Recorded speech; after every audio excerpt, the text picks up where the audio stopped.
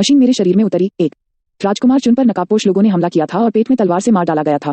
या तो उसने सोचा, गार्ड जंग राजकुमार चुन को खोजने के लिए अपने आंदोलन कौशल के साथ जितनी तेजी से भाग सकता था, दौड़ा। जब उसने लड़के को पाया तो वह जगह लाशों से अटी पड़ी थी, जिनका ऊपरी धड़ गायब था। नकाबपोश पुरुषों में से केवल एक का शरीर बरकरार था, लेकिन उसके सिर पर खंजर से वार किया गया था। यह वही खंजर है जो मैंने उसे दिया था। यह वही था जो जंग ने प्रिंस चुन को उनके 10वें जन्मदिन पर दिया था। उसने उसे एक भी खंजर का कौशल नहीं सिखाया, क्योंकि उसे शैतानी अकादमी में शामिल होने तक लड़के को कोई मार्शल आर्ट नहीं सिखाने की शपथ दिलाई गई थी। इसलिए यह आश्चर्यजनक था कि राजकुमार ने एक आदमी को भी मार डाला था। ओह राजकुमार! जंग ने तब राजकुमार को जमीन पर गिरा हुआ पाया। धरती खून से लथपथ थी, कयामत का संकेत दे रही थी। कृपया, यदि राजकुमार यहाँ मर जाता है तो वह लड़के की माँ से माफी मांगने के लिए सही शब्द नहीं खोज पाएगा। हालांकि कुछ अजीब था। उद्धरण चिन्ह ...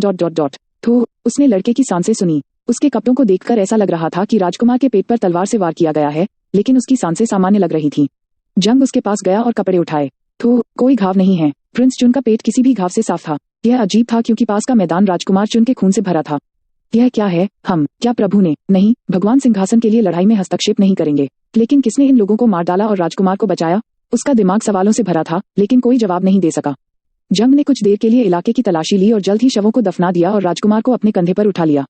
फिर उन्होंने राक्षसी पंथ के महल की ओर यात्रा करने के लिए अपने आंदोलन कौशल को सक्रिय किया। जैसे ही जंग के हाथ ने लड़के को छुआ, लड़के के सिर में किसी चीज ने उसे झकझोर दिया और उसकी अचेत अवस्था को निष्क्रिय कर दिया। स्व उपचार मोड 80% पर रुका हुआ है। मास्टर, कृपया जागो। उसके सिर में एक आवाज बजने की आवाज सुनकर लड़के की आंखें सदमे से खुल गईं। तो गंभीर खून की कमी से उसकी मृत्यु होनी ही थी, लेकिन वह जीवित था और कोई उसे अपने कंधे पर उठा रहा था। उसने नीचे देखा और कहा कि वह उसका गार्ड जंग गगेन था। जंग! लड़के के चेहरे पर चमक आ गई और ठंडी आंतरिक आवाज फिर से आ गई। दोस्ताना होने की पुष्टि लक्ष्य, स्वचालित रक्षात्मक तंत्र को निष्क्रिय करना, स्व उपचार मोड को पुनः सक्रिय करना।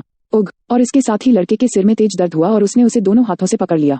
राजकुमार, आप जाग रहे हैं, तुम ठीक तो हो ना? जंग मुस्कुराया और उत्साह से पूछा।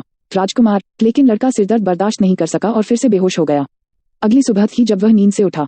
उग! उसका शरीर पसीने से भीग गया था। उसने महसूस किया कि उसे पसीना आ रहा है और उसने अपनी हथेली से अपना माथा पोंछा। हालांकि उन्होंने महसूस किया कि यह पसीना नहीं था, बल्कि कुछ चिपचिपा था। ओह, यह क्या है? तो फिर उसने अपनी हथेली पर काले काले तरल को देखा और चौंक गया। उसमें दुर्गंध आ रही थी। गंध इतनी खराब थी और तरल ने उसके पूरे शरीर को ढंक दिया जैसे कि उसके शरीर से रिस गया हो। यह क्या है? तभी उनके सिर पर आवाज आई। गुरुजी, क्या तुम जाग रहे हो? क्या? आवाज ने खुद को दोहराया। गुरुजी, क्या तुम जाग रहे हो? तुम कौन हो? लड़का बिस्तर से उठा और चारों ओर देखा, लेकिन जल्द ही उसे एहसास हुआ कि आवाज बाहर से नहीं आ रही थी। मास्टर, कृपया शांत हो जाएं। क्या यह मेरे सिर से आ रहा है? यह सही है, मास्टर। क्या? उसने केवल शब्द को सोचा था और आवाज ने उसके दिमाग को पढ़ लिया था। लड़का घबरा गया। टेलीपैथिक संदेश? नहीं, ऐसा नहीं। टेलीपैथी एक ऐसा कौशल था जिसे उच्च प्रशिक्षित मार्शल कलाकार दूसरों को संदेश भेजते थे। इस तरह के संदेशों में से एक उन्होंने बहुत समय पहले एक बार सुना था। संदेश आंतरिक ऊर्जा के साथ भेजा गया था और इसने इसे ऊर्जा की लहर की तरह महसूस कराया। मैं इस टेलीपैथिक संदेश के बारे में अनिश्चित हूँ, लेकिन आप अपने कानों से मेरी बात नहीं सुन रहे हैं, मास्टर। क्या?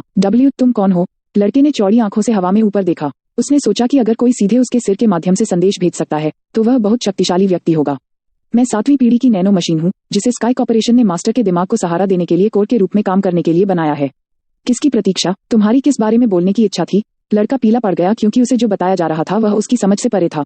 नैनो मशीन ने महसूस किया कि उपयोगकर्ता उनके शब्दों को नहीं समझता है। तुम कौन हो और तुम मेरे साथ क्या चाहते हो? मैं 7वीं पीढ़ी की नैनो मशीन हूँ। नैनो मासिन, दुष्ट भगवान। हाँ, मैं नैनो मशीन हूँ। लड़के का चेहरा उदास हो गया। दुष्ट परमेश्वर वह प्राणी था जिसकी आसुरी पंथ पूजा करता था। भगवान ही थे जिन्हें उक्त भगवान के साथ संवाद करने की शक्ति दी गई थी। क्या तुम सच में दुष्ट भगवान हो?